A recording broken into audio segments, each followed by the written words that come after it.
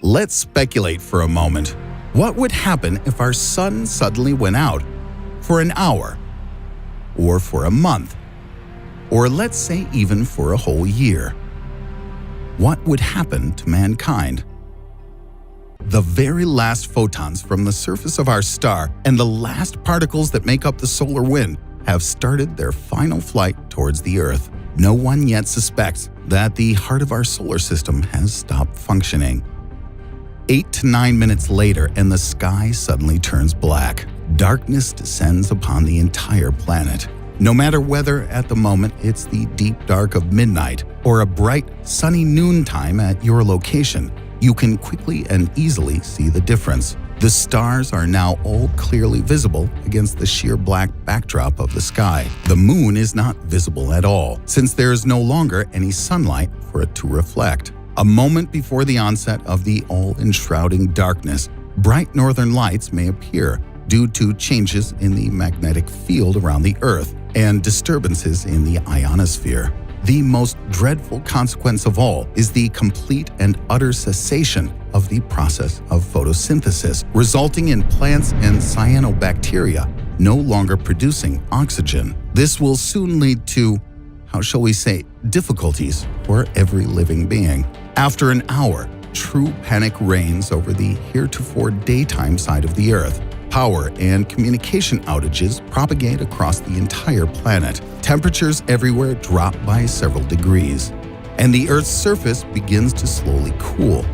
But from the inside, the planet is still heated by its molten core. 24 hours in, dawn has not and will not arrive. Panic and chaos are enveloping the entire world. State authorities have almost zero control over the situation. Humankind is trying to figure out what the hell happened while coping with massive power and water supply outages. The temperature on the surface falls to between 5 to 7 degrees Celsius. That's about 41 to 45 degrees Fahrenheit, and has now decreased by about 15 to 20 degrees Celsius. That's a drop of about 30 degrees Fahrenheit. Some species of plants and microorganisms begin to die. The inhabitants of the oceans, for the time being, feel almost no changes. After 7 days, it's still dark. The average temperature on Earth is now minus 17 degrees Celsius. That's about 1 degree Fahrenheit. In areas where there are tectonic faults, it's still warm, thanks to geothermal energy not letting the surface freeze over. Most plants have already died due to cold or lack of light. Herbivorous and heat-loving animals also begin to die. In the oceans, phytoplankton begin to die as well. The inhabitants of shallow waters suffer tremendously from the cold, and the surface of the ocean is beginning to turn to ice. By now, scientists and other individuals have realized what has happened and rushed to organize and equip shelters. 1 month in, and the Earth is continuing to cool. The average temperature on the surface is now about minus 30 degrees Celsius. That's minus 22 degrees Fahrenheit. And almost the entire planet is now coated with ice. Virtually all plants and cyanobacteria have perished. Some species of trees, especially conifers, are still alive. But with the lack of sunlight, even they are not producing oxygen. In fact, most of the Earth's living things have died.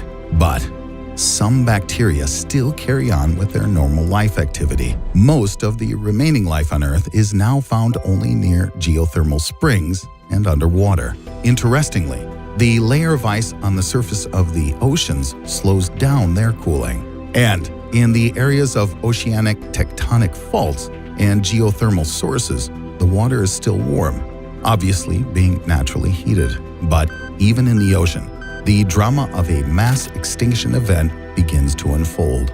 1 year in, and the surface of the Earth and the oceans are covered with a thick layer of ice. According to Professor David Stevenson at Caltech, the temperature on the surface of the Earth should drop to about minus 40 degrees Celsius, and that's the same in Fahrenheit. Life endures now only deep in the Earth's oceans, and perhaps some groups of humans might be able to survive on the surface of the planet in places like Iceland and other areas with large amounts of geothermal activity.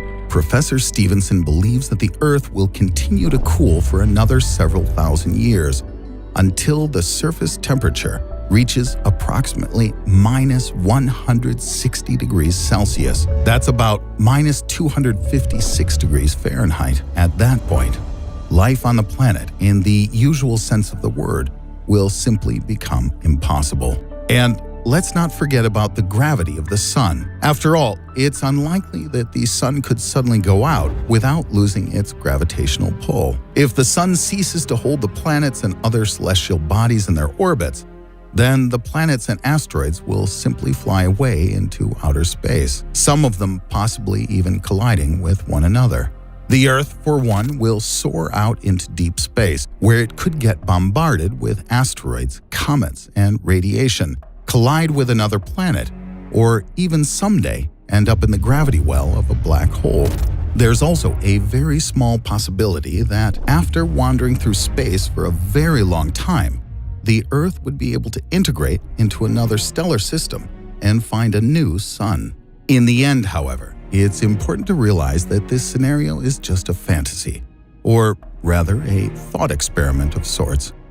As for the real future of our star, in a couple of billion years, the sun will swell and turn into a red giant. Our star will swallow Mercury and Venus, and Earth and Mars will become heated up to several thousand degrees. In 5 billion years, the sun will explode and throw off its outer envelope, leaving, at the center of the solar system, a gradually cooling stellar core, a white dwarf, around which will orbit whatever remains of the solar system after the explosion. Concerning humankind, its fate remains unknown. Hopefully, by that time, we'll be able to fly to other planets and star systems. But that is a story for another day.